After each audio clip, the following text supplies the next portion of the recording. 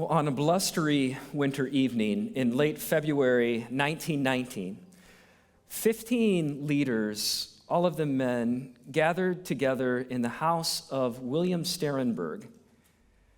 And these leaders gathered together for the purpose of asking a single question.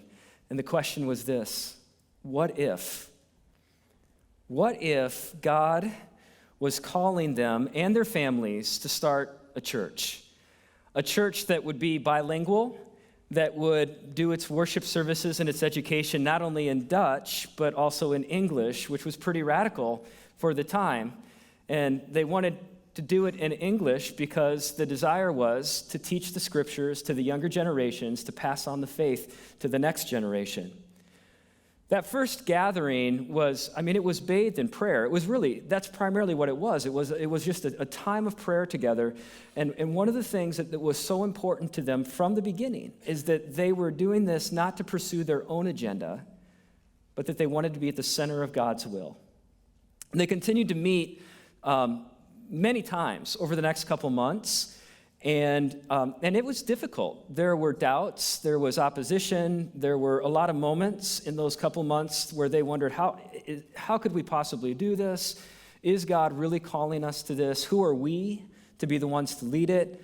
But by God's power, they overcame those struggles.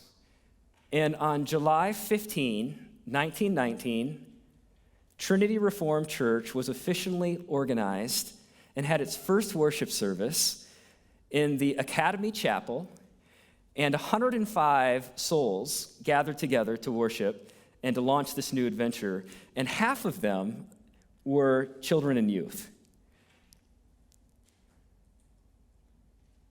What if? What if? 100 years later, almost to the day. Tomorrow's the actual day, right, that we celebrate our 100th.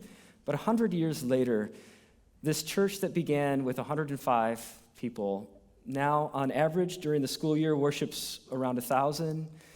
People from all different backgrounds and walks of life who have come together and call this church home. Think about it. Think about all that has happened over the last 100 years. Think about the lives that have been changed because of the gospel of Jesus Christ. Think about all the ministry and the mission that has happened, not just locally and regionally, but nationally and around the world. Think about all the college students who have passed through our doors and who have spent a season with us and then been sent off to serve Christ in other places. Think about all the men and women who discerned a call to vocational ministry, to be pastors and missionaries professionally. And you're going to hear more about that later. It's remarkable. Think about all the challenges in each chapter that we were up against, and yet in God's power, we found a way to overcome. So let me ask this question then as we look back and think about all that has happened, how this church got its start, where we are now, everything in between. Who gets the credit for it? Who gets the credit for all that has happened, for who we are today? Now, the answer seems obvious, right? It's like the Sunday school answer is what? Jesus, God, right? It's not like that joke. Like, well, it sounds like a squirrel and looks like a squirrel, but I think I'm supposed to say Jesus. No. The answer is exactly that when we look back at our history, God's faithfulness is all over it. Every chapter of our story together. We're going to hear some more stories this morning just about how God has been faithful. But before we do that, I want to frame this with a story in Scripture today. We've been exploring together Hebrews chapter 11, hearing the roll call of these heroes of the faith. The writer of Hebrews just gives us name after name, story after story of those in the Old Testament who were faithful to the call of God and who God showed his faithfulness to them. And I want you to hear a story this morning. We're just going to hear part of it, and I wanted to frame what we do for the rest of the service this morning. But this is a story of a man named Gideon. Gideon gets named in Hebrews 11 along with a handful of others who were called judges in the Old Testament. There's a book called Judges in the Old Testament. Next Sunday, it's such an important period in Israel's history, a really actually dark time in their history. So next Sunday, we're gonna get into that more, and I want to talk more about that. But for this morning, I want you to hear this story of Gideon, who was one of these judges. Now, judges, not in the way that we maybe think about a judge. They weren't men and women who kind of wore black robes and had a gavel, and sat in the court of law. But in the Old Testament, the judges were those whom God had called to lead his people, to govern his people, once they got to the promised land. And one of the challenges that the judges faced is that there was a cycle that we see that once the people got to the promised land, even though God had been faithful in delivering them, rather quickly they gave their hearts to idols. All the false gods among the Canaanites that were around them, very quickly they fell kind of into disobedience. And what we see in the book of Judges is that every time they began to give their hearts to idols and worship other gods and fell into disobedience, everything began to kind of fall apart. It was a downward spiral of violence and cruelty. I mean, again, dark, dark times. And yet God continued to be faithful, even when they were not, by raising up these different judges like Gideon to deliver his people. So I'm going to invite a couple of our young people, young adults, to come up and join me for the reading of Scripture. I think I'll have both of you come on over here.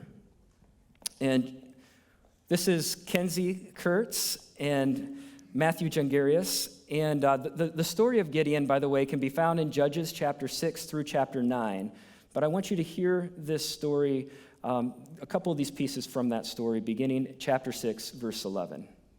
Now the angel of the Lord came and sat under the oak at Ophrah, which belonged to Joash, the Abiezrite, and his son Gideon was beating out the wheat in the winepress to hide it from the Midianites.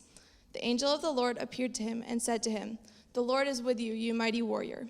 Gideon answered him, "But sir, if the Lord is with us, then why has all of this happened to us? And where are all of the wonderful deeds that our ancestors recounted to us, saying, 'Did not the Lord bring us up from Egypt?' But now the Lord has cast us off and given us into the hand of Midian." Then the Lord turned to him and said, "Go in this might of yours, and deliver Israel from the hand of Midian. I hereby commission you." He responded, "But sir, how can I deliver Israel? My clan is the weakest in Manasseh, and I am the least in my family." The Lord said to him, "But I will be with you, and you shall strike down the Midianites, every one of them." Then Jerubbaal, that is Gideon, and all the troops that were with him, rose early and encamped beside the spring of Harod. And the camp of Midian was north of them, below the hill of Moreh in the valley. The Lord said to Gideon, "The troops with you are too many for me to give the Midianites into their hand. Israel would only take the credit away from me, saying, 'My own hand has delivered me.' Now, therefore, proclaim this in the hearing of the troops. Whoever is fearful and trembling, let him return home." Thus Gideon sifted them out. 22,000 returned, and 10,000 remained. Then the Lord said to Gideon, "The troops are still too many. Take them down to the water, and I will sift them out for you there. When I say, 'This one shall go with you,' he shall go with you. And when I say, 'This one shall not go with you,' he shall not go." So he brought the troops down to the water, and the Lord said to Gideon, "All those who lap the water with their tongues, as a dog laps, you shall put to one side. All those who kneel down to drink, putting their hands to their mouths, you shall put to the other side." The number of those that lapped was 300, but all the rest of the troops knelt down to drink. Then the Lord said to Gideon, "With the 300 that lapped, I will deliver you, and give the Midianites into your hand. Let all the others go to their homes." So he took the jars of the troops from their hands and their trumpets, and he sent all the rest of Israel back to their own tents, but retained the 300. The camp of Midian was below him in the valley. This is the word of the Lord. Thanks be to God. Thank you, both of you.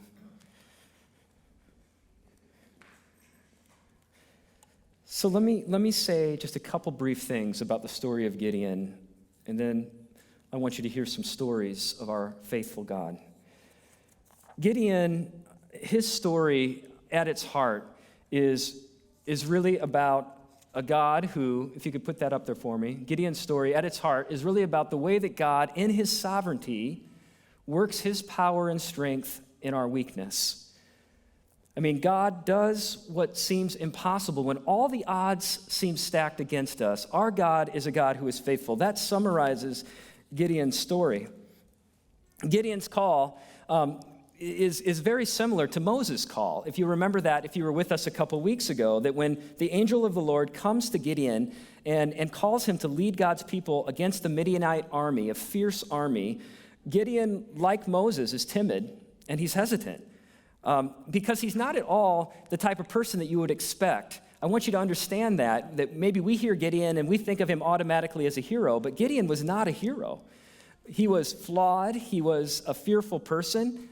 He was a coward. I mean, when the angel of the Lord comes to Gideon, you need to know that he's hiding out and trying to stay under the radar, and he's just kind of trying to get through his day by day.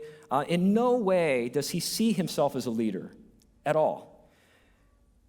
The Lord greets him with these words, or the angel of the Lord greets him with these words, "The Lord is with you, you mighty warrior."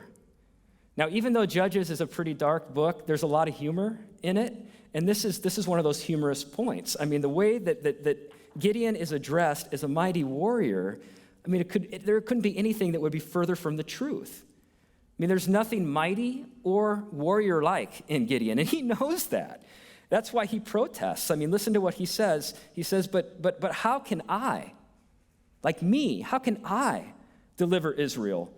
He goes on to say, my clan is the weakest of all the different clans that were part of the tribes of Israel, and I am the least in my family. In other words, I am the most insignificant in my family. Who am I that I could possibly do this?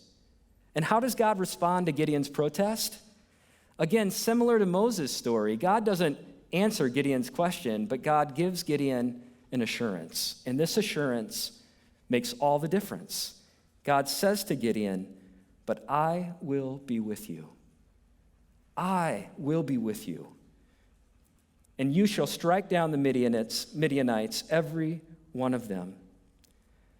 I think here's one of the main points of the story of Gideon, and this is true for us as well, is that this isn't about Gideon. This isn't ultimately about his lowly status or his weakness. It's not about his fears and his insecurities and his doubts. This is about God. Gideon's story is about God, God's character, God's power and strength, that God is the one who will be with Gideon and his people. He will fight for Gideon and his people. Gideon was simply called to act in faith, even though he felt afraid. And that's one of the reasons I love his story, by the way, is that it even tells us that he was still afraid, and even in his fear, he still stepped out and he acted in faith. Now, it's surprising enough that God would choose Gideon to be a judge and a leader. Again, the least likely of people that you would expect to kind of lead the charge. But the story only gets kind of crazier from here. If it weren't surprising enough that Gideon was the one who was called to lead, then God says to Gideon, here's what I want you to do. I'm going to whittle down my army to 300 men. To 300 men who will go up against the Midianite army of over 130,000 soldiers who had the latest technology in warfare. And if that's not crazy enough, right? I mean, to whittle it down to 300 up against 130,000, then God says, oh, and by the way, the only weapons that I'm going to give you in battle are a trumpet and jars, empty jars. I mean, this is just some of the strange part of this story, and torches. That's what I'm going to give you to go and to fight against this army. And we find ourselves thinking, what in the world? Why? I mean, what chance do they possibly have against this army? It seems like a suicide mission. But God insists on this strategy for this purpose, to demonstrate his power and to declare his glory. To demonstrate his power and to declare his glory, that he is the one true God. The Lord said to Gideon, the troops with you are too many for me to give the Midianites into their hand. Israel would only take credit. I mean, if you go and experience victory with all of your troops, which would have been, maybe even around 35,000, which was still a lot less than 130,000. But if you would have experienced victory with that many troops, God says, then you would be tempted to take credit. But I want you to experience and know that it is only by my might and power that you can be victorious. God calls Gideon and this army of 300 into battle with trumpets, empty jars, and torches in order to show that he is with them. And when God is with us, who can stand against us? God overcomes impossible odds. What seems impossible for us, in the power of God, is now made possible. And God is the one who gets the credit always. God is the one who gets the glory always. That's what we're doing today. As we gather to celebrate 100 years of history together, we don't take credit for what has happened. Yes, God has given us wonderful pastors throughout our history, and staff members, and lay leaders, and a congregation that has such a heart for the gospel. Yes, all of that is true, but friends, ultimately this is not about you or me. It's about God, who is faithful, always. And of course, his faithfulness and his power and his glory is most decisively demonstrated, as every story in the Old Testament would point us to another. And that is Jesus Christ. God demonstrates his power and his glory and victory in the most unlikely way in the person of Jesus, who was in the form of God, Paul says in Philippians, and yet he regarded equality with God as not something that he would exploit, but he emptied himself, he humbled himself, he became a servant, and he obeyed the Father's will to the point of a cross, laying down his life on the cross. And it's in that cross that the world sees weakness and defeat, where God says, no, this is victory. This is victory. And God does the impossible against all odds. He raises Jesus from the dead, and God does the impossible against all odds for you and for me. He does what we cannot do for ourselves, and that is through faith we are forgiven of our sins. And we who were far from God, because of Jesus, have now been brought into right relationship with God. And it's all about what he has done. How does that old hymn go? Some of you will know this. To God be the glory. Great things he hath done. So loved he the world that he gave us his Son. Some of you know that one.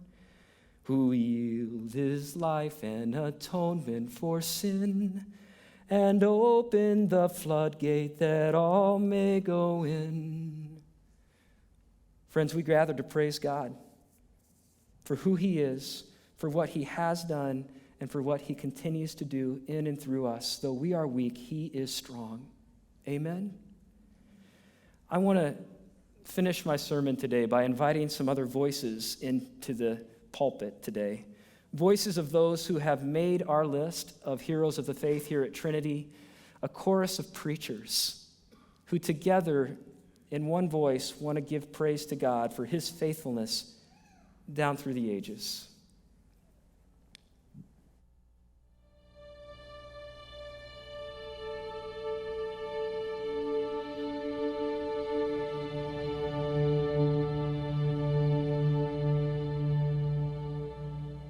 And I was thinking about, what was really important to us at Trinity, obviously doing ministry together and in community, but it was about the people. And we were looking over this directory the other day, and Shelley and I were talking, and we just wanted to thank you for loving us well. I can look through this directory and just see the faces of the numbers of people that invested in us and cared for us during that time. And these were wonderful years in my life. I think Trinity contributed more to me in my growth spiritually than I gave to the church.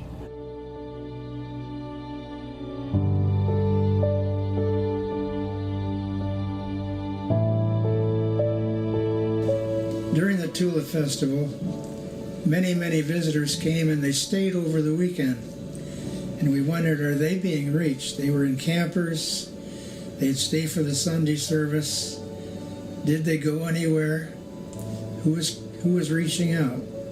So we brought brochures to the campgrounds, and then we even went out to the baseball field west of town and held our service at the baseball diamond. And we did this for a number of years. And then we thought, hey, we can do better. So then we went to the band shell in Central Park. And then eventually, others saw how great that was, and this became the climax of the Tulip Festival as we know it today. It was the November consistory meeting of 1999, so like 20 years ago. I was in my first year at Trinity, having started in January. In May, the church had made some very bold and courageous, visionary decisions. And by November, the money was starting to run out. The cash flow that the church had built up between pastors was coming to an end.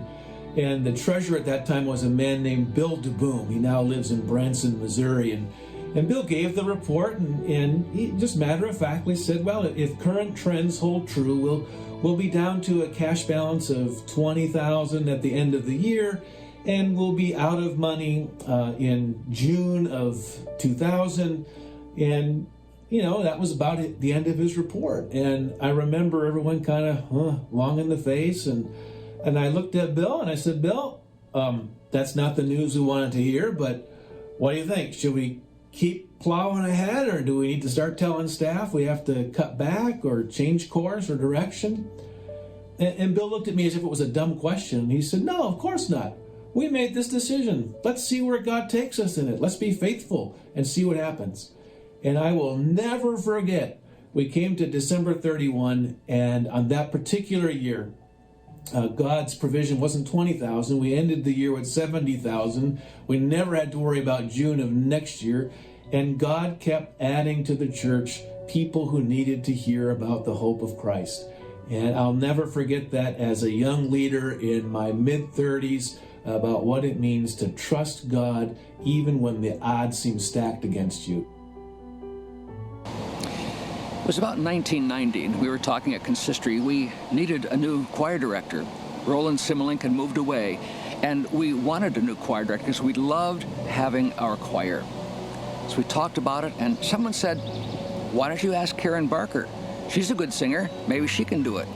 I said, fine, I'll do that. A couple of days later, I met Karen downtown on the street corner, and we were chatting, and I mustered up my courage to say, Karen, do you think you could like to become our new choir director? She said, sure, I think I would. I'd like that. I said, great, that's wonderful, as I'm nervous inside. She said, let's get together and talk in a couple of days. I'd like Jeff to hear this and know about this too. That was great.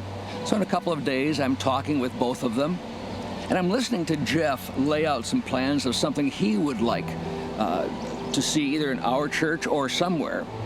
And I thought to myself, is God doing a miracle right in front of my eyes? Is he opening up a huge gift that I wasn't prepared for?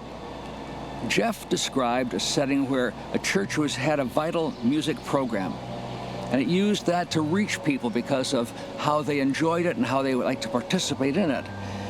And for a long time, I'd wanted to be in a church that had a strong music program because it was so powerful in reaching people and in helping them reach out to God. So we went forward.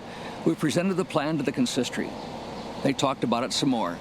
Some people liked it, some people didn't like it. Actually, some people didn't like it, and many people liked it. We found we were getting a very positive response. So in wanting it to be clearly an outreach tool, the consistory said, okay, go ahead. We'll make that an official service of Trinity Reformed Church. And we were really excited about that. Well, I think the strength or the struggle that was present when you had the traditional and you had the contemporary, and they both contributed a lot to Trinity, but where was that ever going to meet together? And I just see how God somehow or other through all the circumstances of change and moving to a new location and all that sort of stuff, just brought these two groups together, and they're together now. But the most important thing, I believe, how God worked in our church was how He worked through our families, through the youth groups, through Sunday school, all of them important. This was not my doing, it was God working in the hearts of the people. When I left Trinity, one of the elders came up to me and he says, "I want to share something with you, Pastor. Do you know that during your pastorate, there were 24 young people who went into full-time Christian ministry? Not my doing, but God working through His Spirit in the hearts and programs of the families and the Sunday school and the youth work." I remember this time when a missionary from Honduras was with us. His name was George Goff. He flew airplanes, and just on the spur of the moment after he shared his testimony, I said, "George, what do you need?" And he said, "You know, I fly this airplane and I need to have the engine rebuilt for $40,000 and I'm about $15,000 short." And in that moment, I just kind of said to the church, "Hey, if God's got that on your heart, in addition to what we do for George as a missionary share, let's make sure that we take care of this plane engine." And I remember afterwards, one of the deacons was concerned because, "John, we're having a hard time making our own mission commitments." And I just kept thinking, we serve an abundant God, and we'll see what happens. Well, I distinctly remember two things happening. I remember the following day, someone stopped me and said, "I'll take care of that rest of that airplane need for George."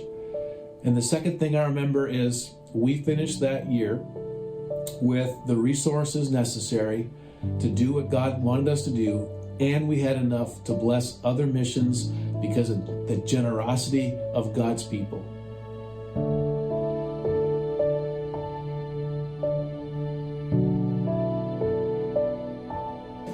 Trinity was not afraid of new ventures. Said, "Hey, we can do this," and we did it, and it worked, and it was good. We'll continue, and it blossomed.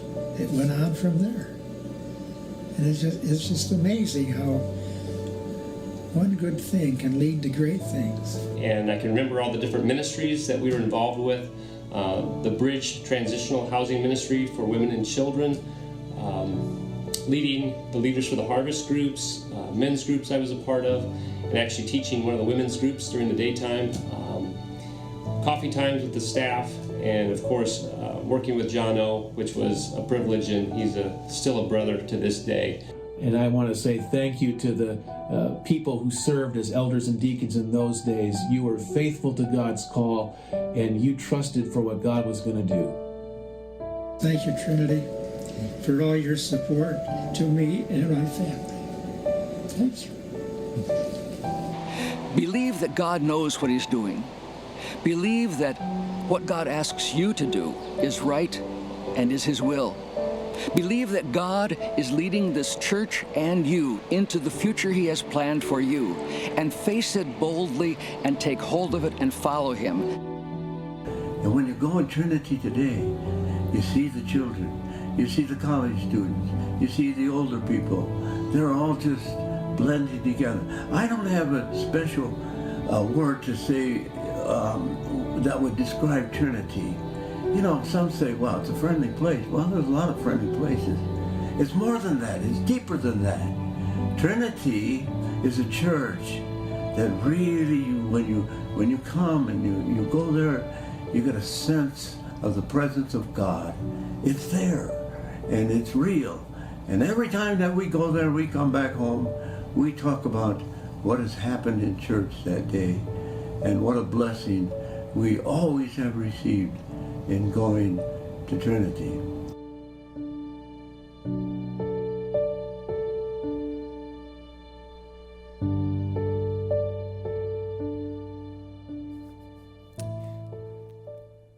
give God thanks for his faithfulness in the lives of these faithful, humble pastors that God has given us throughout our history. And I wonder if you would just join me in, we're giving God glory today, and I want to just maybe take a moment to show our appreciation for these pastors. Would you join me in just doing that?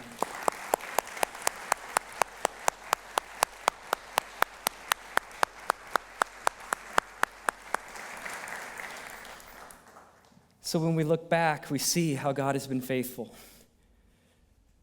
And now I wonder, as we look forward, where does God want to lead us? What is God doing in our midst now? How is he calling us to step out and to trust him? I think about that question that group of 15 leaders asked almost 100 years ago, a little over 100 years ago, when they met in William Sterenberg's home on that February night, that question that started it all: what if? What if? What if? We serve a God who can do far more than we could ever ask or imagine.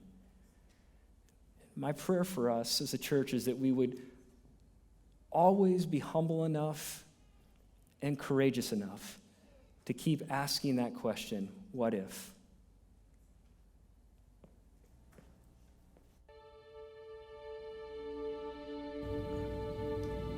When I look back at Trinity's history, I think one of the things that I'm most struck by is how the DNA and the core values that I've seen so strongly evidenced in our life and ministry today, that was from the very beginning. I've always thought the past is so important. Looking back is so important, but we look back not in order to retreat to the past. It's not about trying to get back to the past, but we look back because that becomes the way in which God leads us forward. Well, one of the things I love about Trinity Church is the heart they have for mission. And one of the beautiful things about that is it's been a historical thing. It's been seen over the years through people going on mission trips, to the number of missionaries that we support each and every year.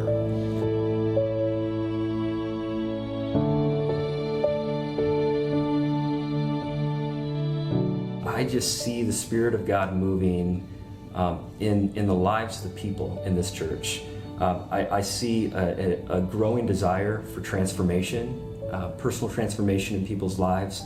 I see a hunger for more authentic relationships, a desire for us to get beyond the superficial. And I think at times, there can be pressure for us to feel like we have to hold it all together or make it look like we've got it all together. And especially in the church. And I'm seeing a movement of God right now of people who are saying, not only do they desire to grow in their relationship with Christ, but they really have a desire to take off those masks and to grow in their relationships with each other. We've moved from a place where we're just there to serve those people over there to how can we partner with missionaries? How can we also recognize where God's at work in these places? How do we learn and grow along the way so that we're there really as a servant? We're there as someone who is a humble learner. We're there with the opportunity for God to change us just as much as he's doing that work in that place. That this work of transformation that I'm seeing happen inwardly for us right now is not just for us, but it's always for God's work in the world. But calling us to step into something new right now with regional ministry, this new model of ministry that hasn't been tried in this region of being one church in two locations, and this whole sense that we're better together than we could be on our own. Well, one of the things about when we live missionally that's so important is there was really an understanding that God is at work around us. And it just changes the whole way we approach things, because all of a sudden, instead of mission as a program, it becomes a lifestyle. It becomes a place where we are engaging with people. We're learning what it means to contextualize what it means to follow Jesus in the hearts and lives of people. And so now we are talking about things. And what it does for us is it takes our faith and actually deepens our own faith. Because whenever we have to articulate our faith and live that faith out, it causes us to really trust God in deeper ways. It causes us to grow spiritually because people ask very good questions. It begins to have us wrestle with what do we really believe or not believe, and it begins to help us to take what we've been hearing and apply it as we walk with people in relationships. And the great joy of that is that what happens is it makes our faith come alive and becomes more real because we go, wow, I actually get a part in this. I get to be part of God's plan in somebody's life. And there's something that's so significant and purposeful in that just, I think really what it does is it really, God does a greater work in us too. I believe that one of the callings that God has given Trinity, God gives this calling, I think, to the church in general, but I see it as perhaps a unique calling for Trinity, is really to be a church that's about building bridges. And, and I've seen that. I think that comes with this call to regional ministry, but I've seen bridges being built, between colleges, between Northwestern and Dordt. I see bridges being built between communities, and recognizing that often even our own towns can be so siloed, and seeing people coming from different communities and entering into relationship with one another, and wanting to see each other's neighborhoods and communities and workplaces, wherever they're at, thriving. I see the bridge building in the work that's being done with the Conexionos team and others around wanting to really build a bridge across cultural and racial divides, and building bridges with the Latino community, and this sense of not doing ministry to or for, but ministry with, and the importance of relationships. And I just see us as a church. I think that's happening already, but I wonder if that's part of our ongoing call for us to continue to be a church that is willing to step out and take risks around this ministry of reconciliation and bridge building that begins to bring people together for the sake of the gospel. I continue to look back and with confidence to be able to say, look how God has been faithful to us then. Look how many times in our 100-year history we stepped into something that was new, or we didn't exactly feel like we knew how to do it or how it was going to completely unfold. And then you see you just see God's hand in all of it. And it's that, looking back, that gives me great confidence that as we move forward, God will continue to be faithful.